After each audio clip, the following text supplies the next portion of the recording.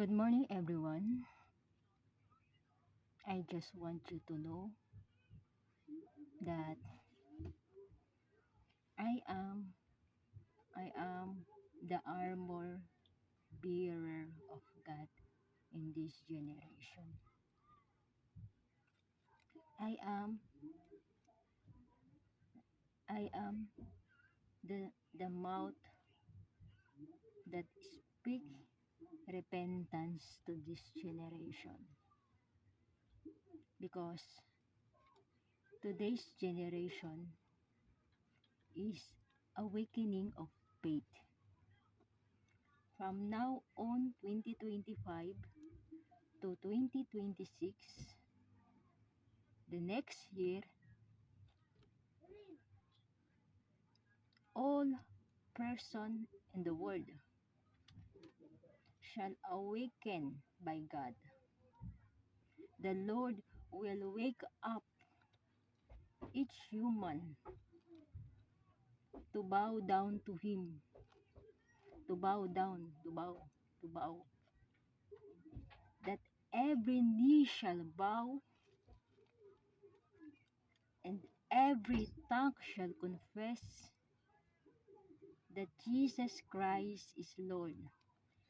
No knee exempted. No knee. No knee exempted. For the coming 2026, every knee shall bow, every tongue shall confess that Jesus Christ is Lord. And this message has a full authority and has a full power that you should repent in the name of Jesus Christ, that you should confess your sin before the coming judgment of the Lord. And today, I heard one message from the woman. He told to social media that if you pray, don't ask forgiveness to the Lord. If you are listening today, sister,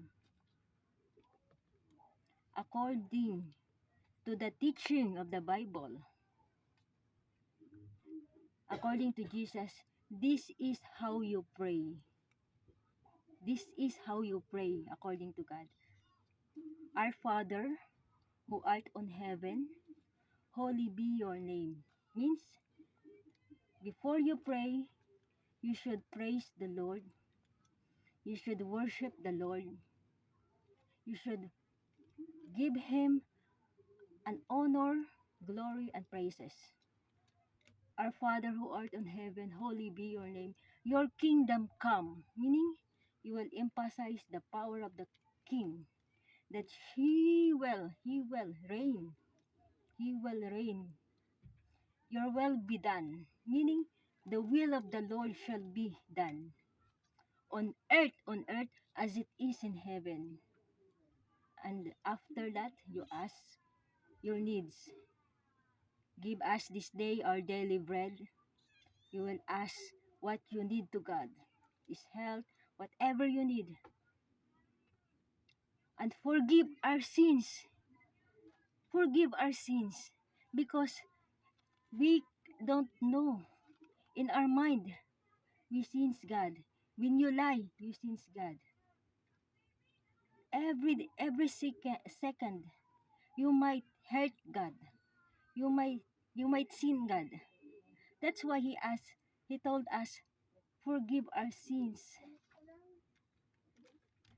And let us not go into temptation, because we are maybe tempted by the enemy.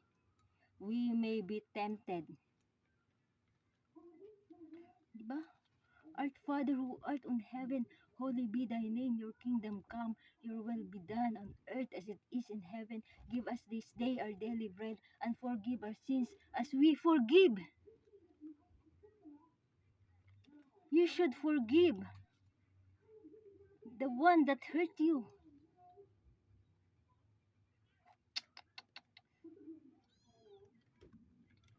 Our Father who art in heaven, holy be your name. Your kingdom come, your will be done on earth as it is on heaven. Give us this day our daily bread and forgive us our sins as we forgive those who sins against us. And let us not be go into temptation, but deliver us from evil. God will restore you. God will deliver you. God, the one who will win the battle for you. He will win the battle for you. So, if you don't say, if you say that don't ask forgiveness to God, then how can God deliver you if you have sinned? If you commit sin to Him, how? How could you be holy and righteous to God if you are sinners? Only God can forgive you. And the moment that you recognize your sins every second, God is cleansing you every second. Every minute He cleanses you. That is why don't cease to pray, because any time of the day we need God.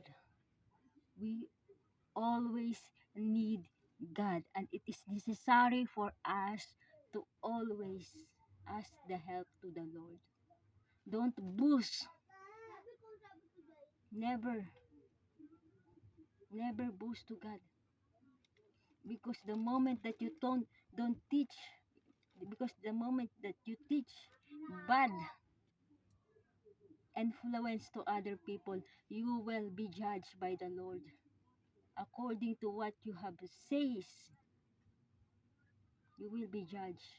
That's why it's be careful on how you teach other people, because the judgment of the Lord is upon you when you teach wrong to person, when you influence wrong. And that's all. Let's pray. Lord, thank you for this wonderful morning. We just clarify. We can just clarify the things that happening in the world. That is why, Lord, we ask this in English because all nation wants to hear this. All people must hear this in how to pray. It's not about we memorize, but we always appreciate the goodness. We always appreciate your holiness. We always appreciate the power of your life. We always appreciate the kingdom that is coming. And we should repent. We should forgive everyone. We should ask to you. And we should recognize that you deliver us from all evil, so that your protection be upon our life and we are safe in the name of Jesus Christ. Thank you so much, Lord. We give you glory and praise. In Jesus' name I pray. Amen.